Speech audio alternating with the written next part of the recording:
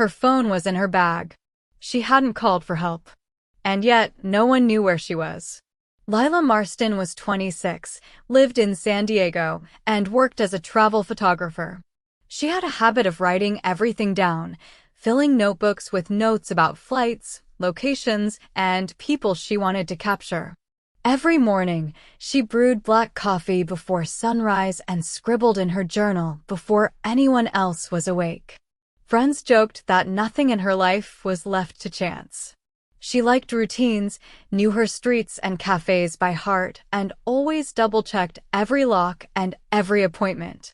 On a Monday morning, she arrived at John Wayne Airport just after 6.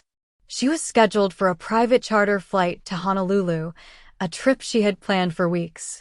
Her luggage was small, but heavy with cameras and lenses, a worn leather journal tucked under the strap of her bag.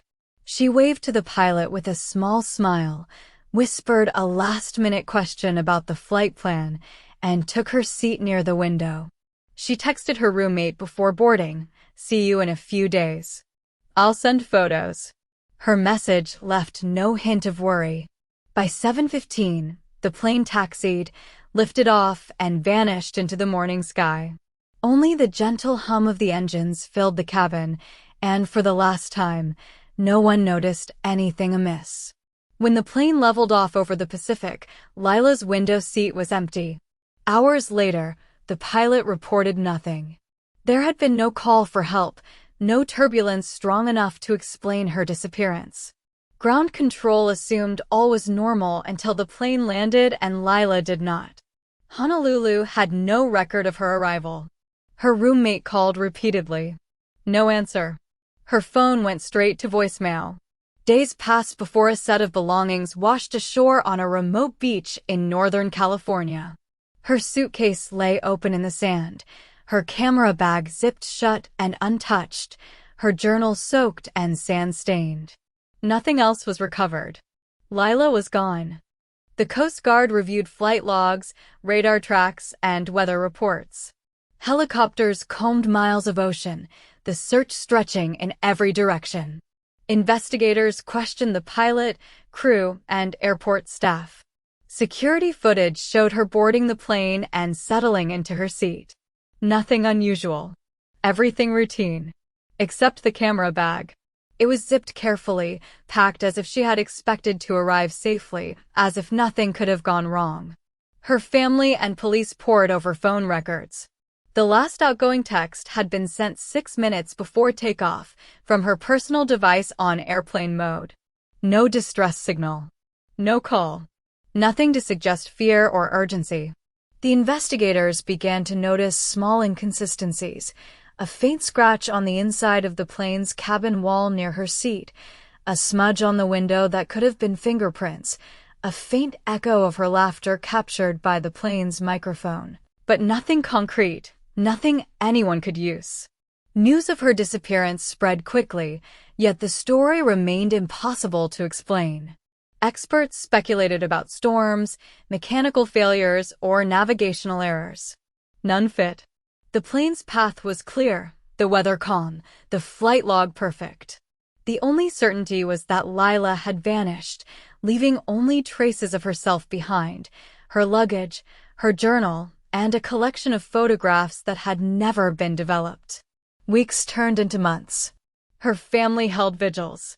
Authorities followed every lead, but nothing pointed them closer to the truth.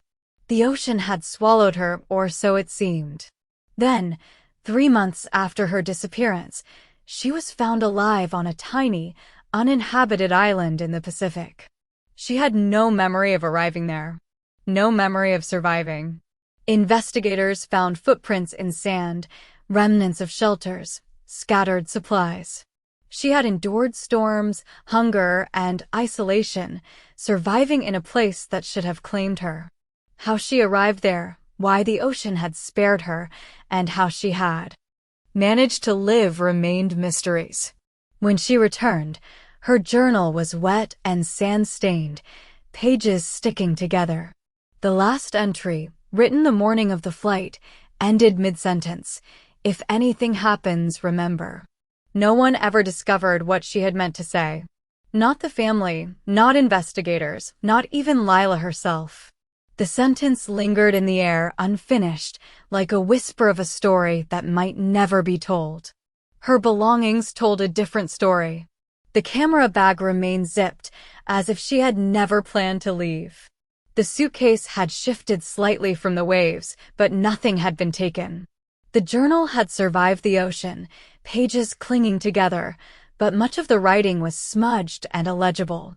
The evidence hinted at survival, yet offered no explanation. It was as if she had been erased from the plane, from the ocean, only to reappear months later, without any memory, leaving everyone with more questions than answers. Authorities could not explain the disappearance. They noted her calm demeanor in interviews, her lack of recollection, and the eerie precision of her belongings. Nothing matched the odds. The world she had returned to was the same, yet everything about her journey remained a secret. Some wondered if she had been conscious during those months, if her memory was hiding the truth, or if she had somehow been carried by forces no one could understand. All that remained was her journal, the sand-stained pages, and a single incomplete sentence. If anything happens, remember. It hung in the minds of everyone who knew her. The plane's path, the ocean, and the uninhabited island, all of it aligned perfectly to leave no clues, no answers. Lila Marston was alive, yet her story was incomplete. The last normal moment, the disappearance, the months alone, they were all fragments of a puzzle no one could solve. And somewhere in her mind, or perhaps somewhere in the vast Pacific, the rest of the sentence waited to be found. Before we dive in, make sure you don't miss the rest of these unbelievable stories. Hit subscribe so you can follow every twist and turn. When Lila was found, she was barely recognizable. Her hair tangled with salt and leaves, clothes shredded by months of exposure, skin sunburned and rough. She sat quietly on the sand, staring at the waves as if trying to remember something just out of reach. Rescue teams brought her to a nearby medical station, and the first questions she asked were about her journal, her luggage, and whether anyone had seen her plane. She did not ask why she had survived, or how. The investigators were baffled. Flight records, radar data, and weather reports had all shown the plane over open ocean, with nothing unusual to explain a passenger vanishing. Yet here she was, alive, on an island not marked on any map, far from the plane's path. They began piecing together the timeline. Lila remembered fragments, waking up on a narrow beach, struggling through dense foliage, collecting rainwater. But nothing explained how she had gotten there. Her memory of the plane was gone beyond the takeoff.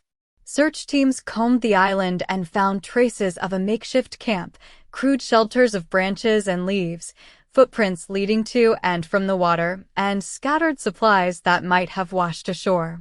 There was evidence she had survived by foraging for coconuts, catching fish with improvised tools, and creating fire from stones and driftwood.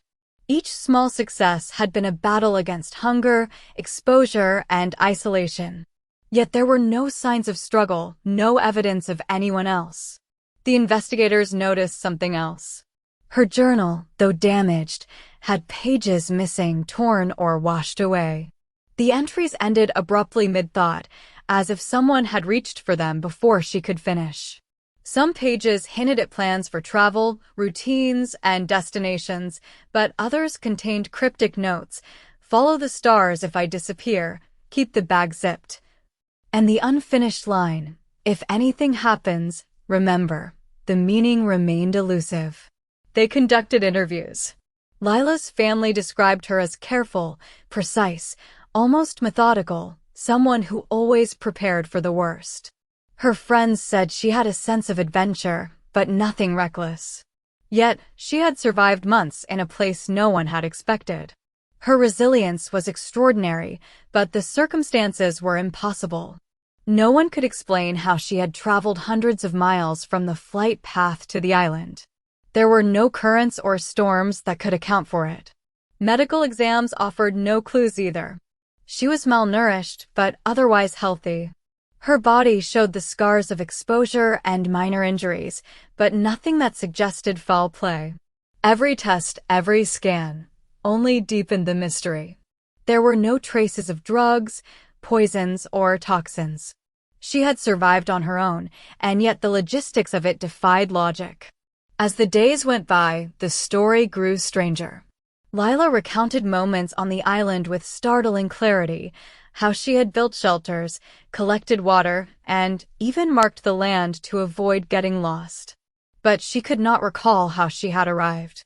Investigators began mapping the debris field on the beach and discovered fragments of the plane's emergency supplies scattered in ways that suggested she had not arrived by conventional means. No one could explain it. Media attention escalated. News outlets called it the Pacific Mystery, vanishing passenger, and the girl who returned. Experts speculated about rogue waves, hallucinations, or even abduction, but nothing fit. Lila's calm, almost matter-of-fact recounting unsettled everyone. She did not appear traumatized in the usual way, no panic, no fear, just a quiet certainty that her survival had been hers alone. Authorities considered every possibility: accidental fall from the plane, being blown out through an emergency exit, a planned disappearance. Yet the facts contradicted each theory. Her belongings had not been disturbed, the camera bag remained zipped, and her journal was intact enough to suggest no one had tampered with it. Even the pilot confirmed she had been aboard, fully seated and restrained. Every detail confirmed that she had been there, and then she hadn't. Months after her rescue, the mystery remained unsolved. Lila slowly returned to her life in San Diego, though she avoided flying.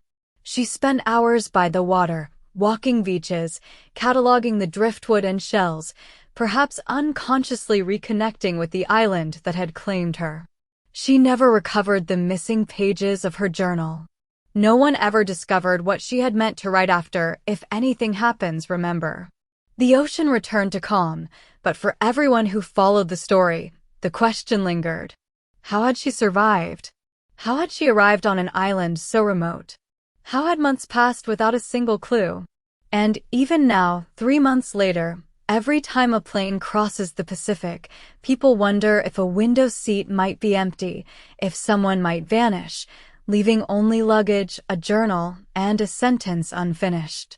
Even Lila sometimes pauses, staring at her own reflection, as if the memory of those months waits just beyond reach. The journal sits on her desk, pages glued together by salt and sand, and that line cut short, unresolved, still echoes in her mind. If anything happens, remember. No one knows the rest.